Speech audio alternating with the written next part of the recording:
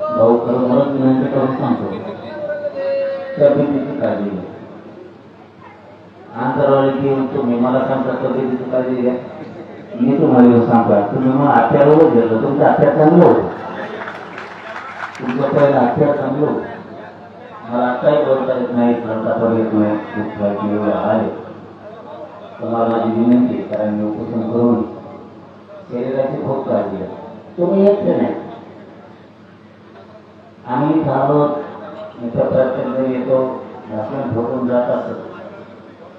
आणि ही प्रथा या राज्याची सगळ्यात अगोदर निवडली पाहिजे. येणं, भाषण करणं, पाठिंबा आहे म्हणणं प्रत्यक्ष रस्त्यावरती प्रत्येकानं करावं पाहिजे. प्रत्येकानं कुठल्या विषयाला जर न्याय मिळवायचा असला तर प्रत्यक्ष रस्त्यावरती यावं लागतं. नुसतं इथं येणं, काळजी घेणं, आम्ही सोबत घेऊन याने न्याय मिळत नाही. आज जर आपले बच्चू हो आपल्यासाठी जर जीव द्यायचा असतील तर समाजानं, सगळ्या शेतकरी बांधवांना ताकदीनं रस्त्यावरती आलं पाहिजे. ताकदीनं आले पाहिजे, सगळ्या जिकडा तिकडा जाम करून टाकला पाहिजे. आणि भाऊ तुमची मागणी मान्य नाही केली ना, बघा आम्ही तरी काय करतो, आम्ही सोडत नाही तुमच्या तेवढी शक्ती आहे आमच्यात, तेवढी शक्ती आमच्यात आहे. देवेंद्र फडणवीस साहेबांनी लक्षात ठेवावं. विरोधाला विरोध म्हणून करणारा पैकी आम्ही नाही. जरी आम्ही वयानं लहान असलो तरी समज मात्र आम्हाला आहे. कोणत्या वेळेस काय विचार करायचा, कोणत्या वेळेस कोणता निर्णय घ्यायचा, कोणत्या वेळेस काय शब्द बोलायचे, निर्णय क्षमता आमच्यात आहे.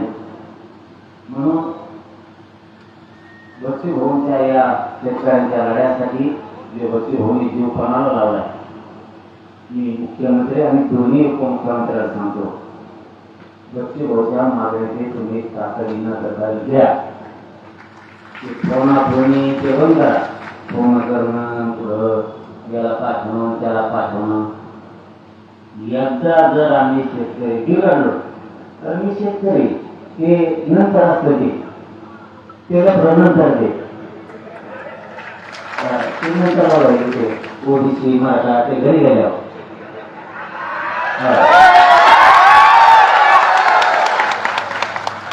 इथं शेतकऱ्यांचे पोटे टाकून शेतकऱ्याचे रक्त आपल्या अंगात ठेवतं.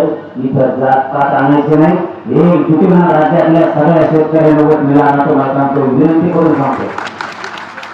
जर गोष्टी होऊन आपल्यासाठी जीव कोणाला लावला